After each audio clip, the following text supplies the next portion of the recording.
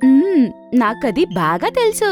అడవిలోనే అత్యంత తెలివైన వాడు పఠాన్ బాబాయ్. తనే మనకు సహాయం చేయగలడు. మనం తన దగ్గర వెళ్ళి ఉపాయం అడుగుదాం. కానీ పఠాన్ బాబాయ్ ఎక్కడ దొరుకుతాడు? నాకు తెలుసు.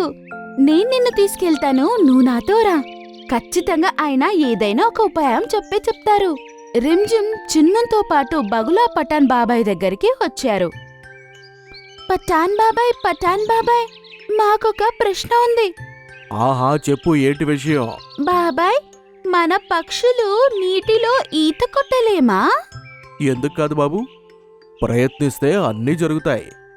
అప్పుడు రిమ్జిమ్, బాబాయ్, నేను కూడా నీటిలో ఈత కొట్టాలి అనుకుంటున్నా. అప్పుడు బగులా నవ్వి, హహహహహ. ఇంత చిన్న దాని గురించి ఇంత కంగారు పడుతున్నావు నువ్వు? ఇప్పుడు నువ్వు నా దగ్గరికి వచ్చావు కాబట్టి నేను నీకు మద్దతిస్తాను. రిమ్జిమ్ మరియు చిన్మున్ చాలా సంతోషిస్తాయి మరియు ఇలా అంటాయి,